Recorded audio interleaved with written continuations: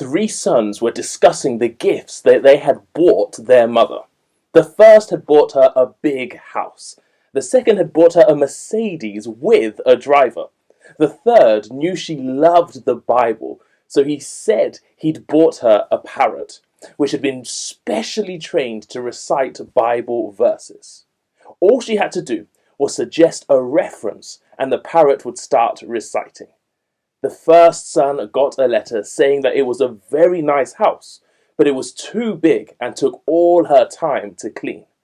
The second son got a letter saying the car was much too big for her, and besides, the driver was rude. The third son got a letter saying, "You're the only one who understands me.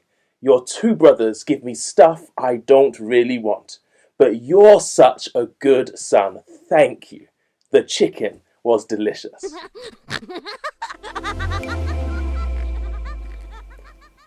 In our chapter for today, we have another story with another misunderstanding. The consequences could be fatal. In Joshua chapter 22, it feels like the book of Joshua is drawing to a close.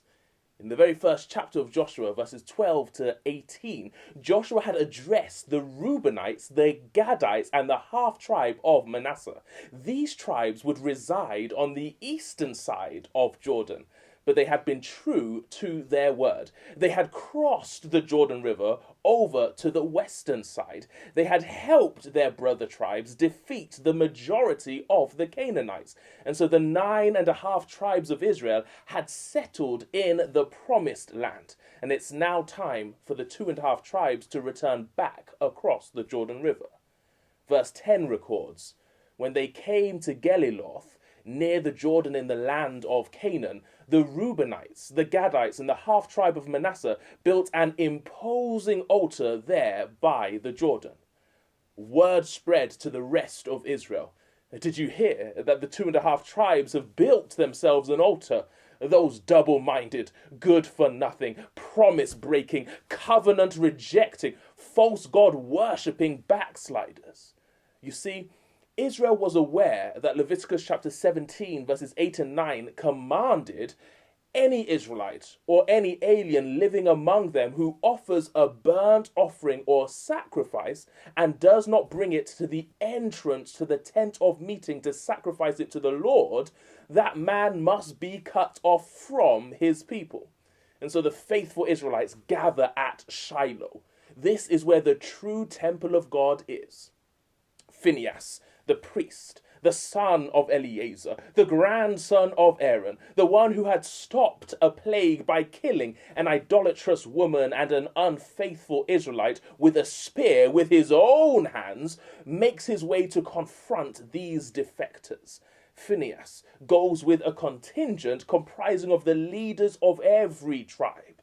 When the two sides meet, Phinehas and his posse remind the 2.5 tribes of what had happened in their past to idolaters. But the Reubenites, the Gadites, and the half-tribe of Manasseh point to the future. That is why we said, let us get ready and build an altar, but not for burnt offerings or sacrifices. On the contrary, it is to be a witness between us and you and the generations that follow, that we will worship the Lord at his sanctuary with our burnt offerings, sacrifices, and fellowship offerings. Then in the future, your descendants will not be able to say to ours, you have no share in the Lord. What a misunderstanding.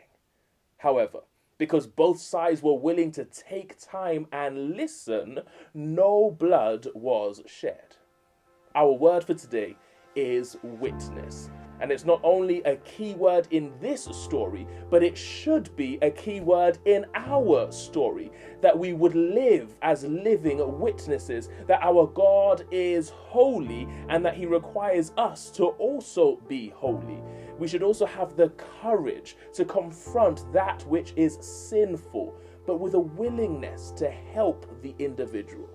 And so if we must excel in any exercise, instead of jumping to conclusions, we should dig for evidence. Thanks for watching. For all your queries and comments, questions and answers, observations, applications, reservations and consternations, you can leave them all in the comment section below. And don't forget, sharing is caring. So don't keep the Pastor B channel to yourself. Don't be selfish. Go and tell somebody. Admit it, you liked that, didn't you? Hit the thumbs up button.